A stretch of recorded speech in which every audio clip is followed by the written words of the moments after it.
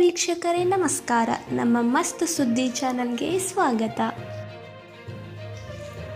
ಶ್ರಮಶಕ್ತಿ scheme ಮಹಿಳೆಯರಿಗೆ ಈ ಯೋಜನೆಯಡಿ ಸಿಗಲಿದೆ 50,000 ರೂಪಾಯಿ ಸಾಲ ಹಾಗೂ 25,000 ಫ್ರೀ.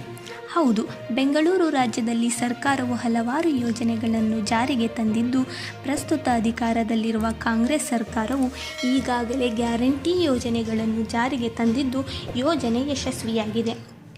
ಈ ನಡುವೆ ಮಹಿಳೆಯರು ಆರ್ಥಿಕ ಸಬಲೀಕರಣಕ್ಕಾಗಿ ಇದೀಗ ಕಾಂಗ್ರೆಸ್ ಸರ್ಕಾರ ಶ್ರಮಶಕ್ತಿ ಯೋಜನೆಯನ್ನು ಜಾರಿಗೆ ತಂದಿದೆ.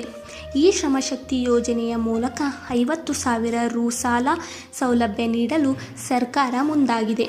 ಈ ಯೋಜನೆಯಡಿ 2,50,000 ರೂಪಾಯಿ ಮರುಪಾವತಿ ಮಾಡಿದರೆ ಉಳಿದ 25,000 ರೂಪಾಯಿ ಸಹಾಯಧನವನ್ನು ನೀಡಲು ಸರ್ಕಾರ ಮುಂದಾಗಿದೆ.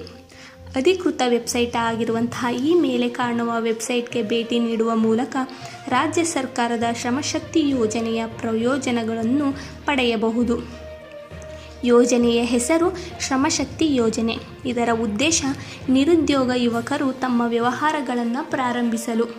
ಇದಕ್ಕೆ ಬೇಕಾಗಿರುವಂತಹ ದಾಖಲೆಗಳು: ಪಾಸ್ಪೋರ್ಟ್ ಗಾತ್ರದ ಫೋಟೋ, ಆಧಾರ್ ಕಾರ್ಡ್, ಆದಾಯ ಪ್ರಮಾಣ ಪತ್ರ, ಯೋಜನಾ ವರದಿ, ಶ್ಯೂರಿಟಿ ಸ್ವಯಂ ಘೋಷಣೆ ನಮೂನೆ, ಬ್ಯಾಂಕ್ ಖಾತೆ ವಿವರಗಳು, ಕರ್ನಾಟಕದ ನಿವಾಸಿ ಪುರಾವೆ, ಆನ್ಲೈನ್ ಅರ್ಜಿ ನಮೂನೆ, ಜಾತಿ ಪ್ರಮಾಣ ಪತ್ರ, ಅಲ್ಪಸಂಖ್ಯಾತರ ಪ್ರಮಾಣ ಪತ್ರ.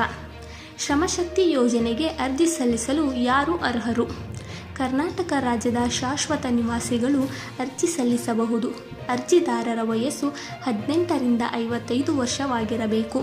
ಇನ್ನು ವಾರ್ಷಿಕ ಆದಾಯವು 3.50 ಲಕ್ಷಕ್ಕಿಂತ ಹೆಚ್ಚಿರಬಾರದು.